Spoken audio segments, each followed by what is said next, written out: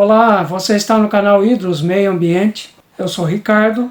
Você é muito bem-vindo, muito bem-vinda mais uma vez para um novo vídeo desse canal. Hoje nós vamos falar, iniciando uma série sobre tratamento de água. Vamos falar de aspectos que envolvem de uma ponta a outra de um sistema de tratamento, ou na verdade, inicialmente de uma estação de tratamento de água, que é a parte inicial de um sistema, de todo sistema, que é o manancial, onde nós captamos a água para fazer o tratamento. Essa água é conduzida, é transportada através de bombeamento, através de sistemas de tubulações e outros órgãos e acessórios, até a estação de tratamento, para que ela possa então passar pelo processo, para que torne então a água potável para o uso da população ou das indústrias, para diversos processos, enfim, diversas finalidades.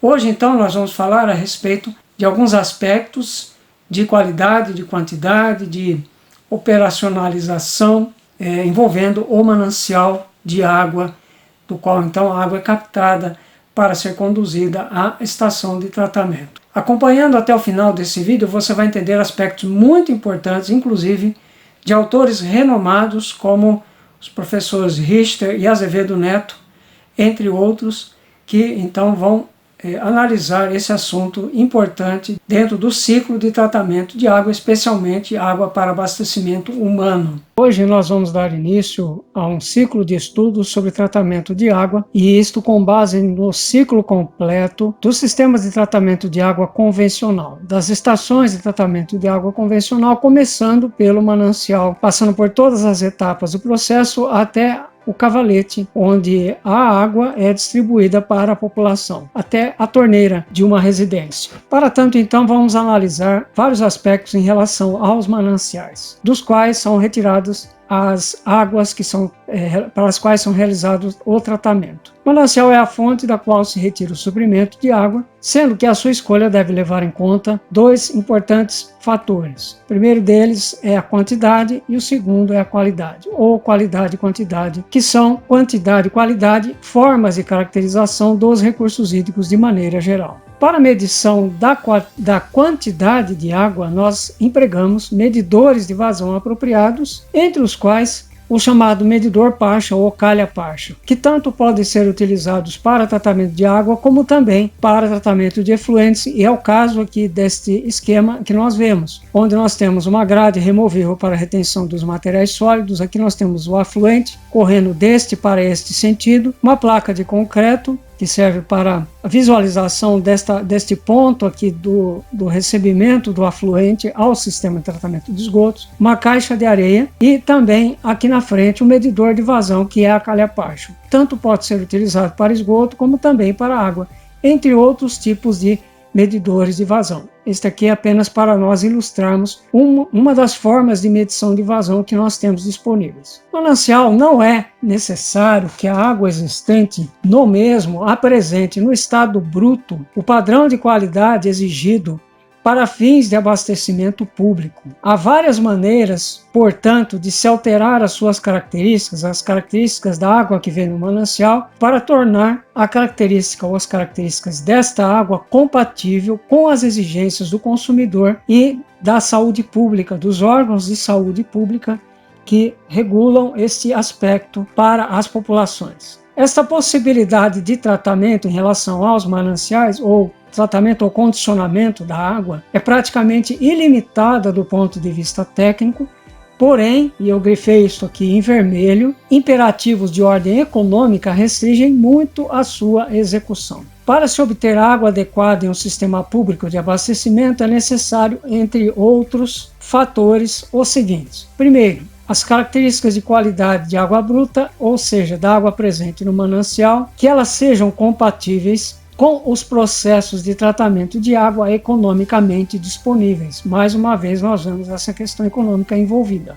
Em segundo lugar, as características indicadoras da qualidade da água bruta se mantenham suficientemente estáveis ao longo do tempo, o que implica no controle da poluição do manancial. Por exemplo, do lançamento de esgotos ou de efluentes industriais no interior desse manancial, que ele então seja protegido contra esses lançamentos ou pelo menos controlado em relação a esses lançamentos, de maneira que ele possa absorver as cargas poluidoras sem interferência nos processos de tratamento e na qualidade da água final. Terceiro, o sistema deverá ser projetado, construído, operado e também mantido para criar condições que vão possibilitar obter a água de maneira adequada, de maneira regular e sem ocorrência de alterações sensíveis na qualidade. Ou seja, de maneira que seja perfeitamente possível manter a operação sem grandes interferências. A detecção dessas variações na qualidade da água, por sua vez, no sistema de abastecimento é feita por meio de alguns recursos. O primeiro deles é uma inspeção sanitária periódica em todo o sistema, ou seja, do manancial, como nós vemos aqui no nosso vídeo, até o consumidor.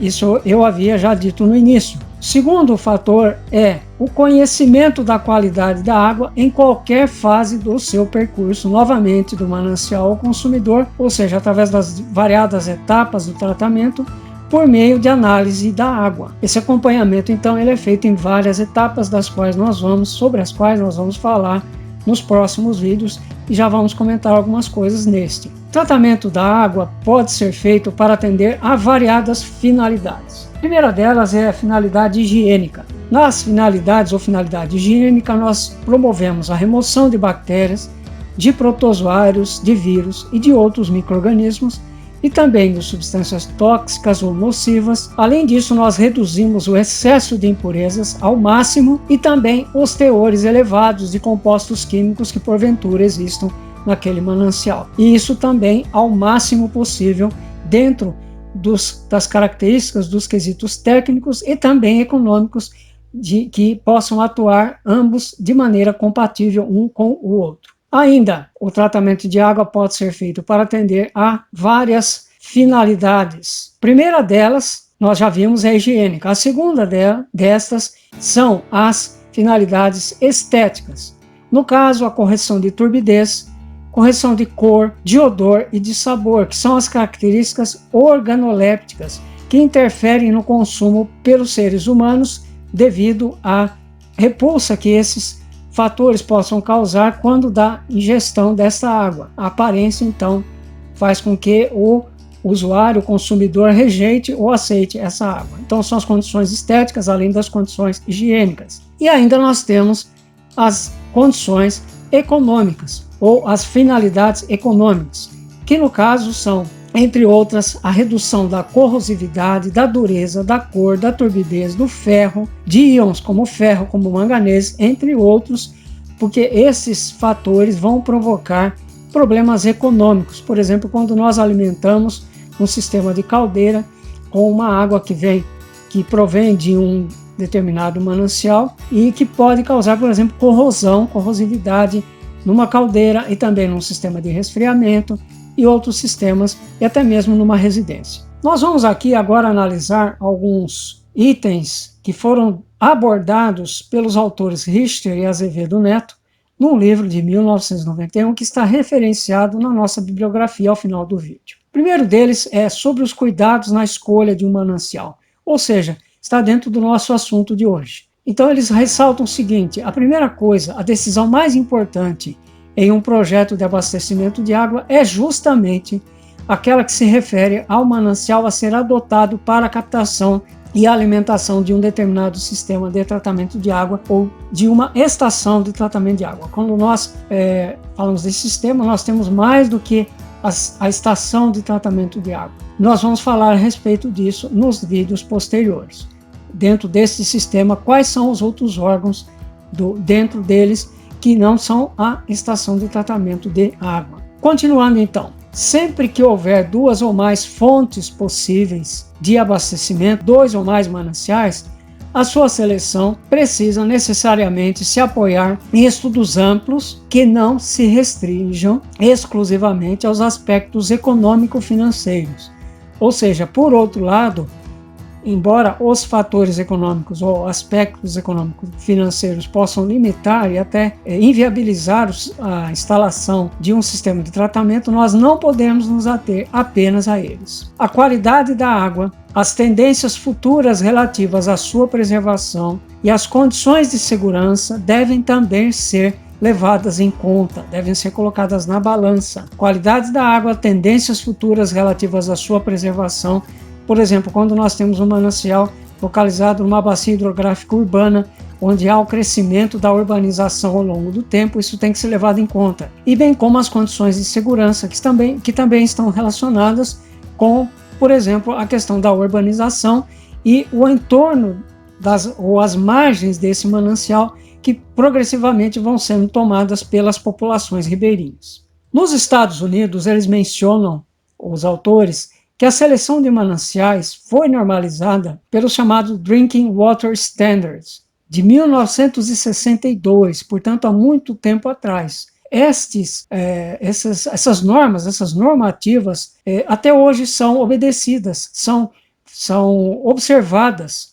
E, no caso, lá em 1962, ela estabeleceu essa norma alguns pontos importantes que ainda são válidos na atualidade. O primeiro deles é que a água a ser aproveitada deve ser obtida do manancial mais desejável que for praticável, ou seja, o que estiver em melhores condições, ou em condições ideais, se possível, devendo-se, como nós já vimos também em slides anteriores, devendo-se evitar a sua poluição, de preferência não haver nenhum tipo de lançamento, ou, se não for possível, que seja evitada, que sejam minimizadas as fontes de poluição, tanto pontuais como também fontes difusas, que são as de mais difícil controle.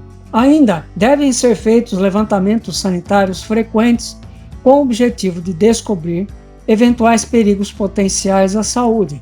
Isto aqui envolve aquilo que nós já vimos em slide anterior, que diz respeito ao controle através de análises físico-químicas e bacteriológicas ou biológicas também, em vários pontos desse manancial, de maneira a protegê-lo e a verificar como está a situação do mesmo em relação a esses lançamentos clandestinos ou não clandestinos, pontuais ou de poluição difusa, sejam eles quais forem, enfim.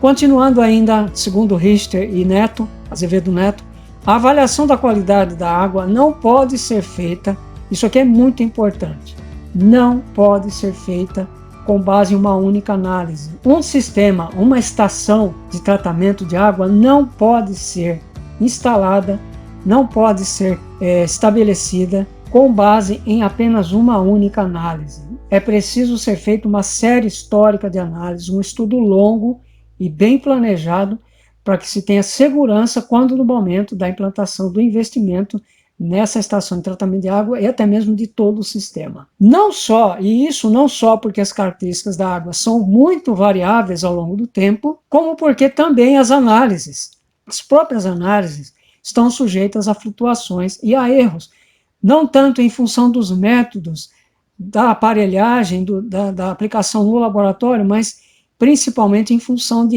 erros de amostragem, de coleta, entre outros. Bem, outro aspecto importante que os autores destacam é que a noção de que é possível tratar qualquer água, de que é possível o tratamento resolver qualquer problema para qualquer tipo de água, não é verdadeira. Ela precisa ser reconsiderada, tendo em vista a praticidade, os custos e a segurança permanente em termos de tratamento de água, tanto na estação como também ao longo de todo o sistema. Praticidade, custos e segurança permanente, a segurança da água. Os bons resultados do tratamento somente podem ser assegurados com uma operação hábil, um corpo técnico bem treinado de operadores, tanto o pessoal operacional em si, que lida diretamente com a operação, como também os técnicos que cuidam, que supervisionam esses sistemas. No Brasil, até agora, no momento que foi escrito esse livro, que foi lançado em 1991, ou seja, um pouco antes disso, não foram estabelecidos o treinamento, o credenciamento e a carreira de operadores de estações de tratamento de água. E ele diz aqui, os autores dizem aqui, o tratamento de água já vinha sendo feito há mais de 100 anos, e isso na época do lançamento desse livro, ou um pouco antes, que foi em 1991. Essa situação, eles dizem, não deixa de ter influência sobre critérios de projeto a serem adotados, exigindo por essa razão, muitas vezes, a adoção de parâmetros conservadores muito mais conservadores talvez e muito mais seguros do que seriam exigidos caso não houvessem esses problemas como por exemplo a questão do treinamento dos operadores, trazendo então uma maior segurança, uma maior habilidade e segurança no tratamento.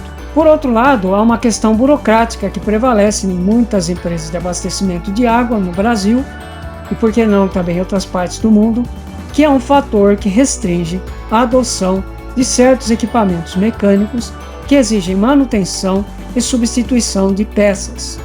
Isso é uma questão também que está envolvendo a parte operacional e de montagem desses sistemas. Nós vemos aqui então a bibliografia que serviu para nós desenvolvermos este estudo, que é o livro Introdução à Engenharia Ambiental, do professor Benedito Braga e seus colaboradores, o livro Introdução ao Controle de Poluição Ambiental, do engenheiro Derígio, da CETESB, de 1992, e o livro Tratamento de Água, Tecnologia Atualizada, de 1991, de Richter e do professor Azevedo Neto, que são autores já consagrados, bem conhecidos daqueles que estão militando no campo do tratamento de água. Ao final desse vídeo, eu agradeço a sua presença até aqui, você tenha nos acompanhado nesse pequeno estudo. Alguns conceitos, então, foram apresentados sobre a parte dos mananciais, considerações importantes. Não pretendemos esgotar o assunto, é óbvio. Nós vamos prosseguir depois com outros aspectos dentro desse ciclo do tratamento de água. E eu agradeço então mais uma vez a sua presença conosco, convido você a que compartilhe esse vídeo, que curta, que se inscreva no canal e que também divulgue os nossos vídeos e assista aos vídeos que virão, são vários outros que nós produziremos aqui para o canal. Eu agradeço mais uma vez a sua presença e até lá!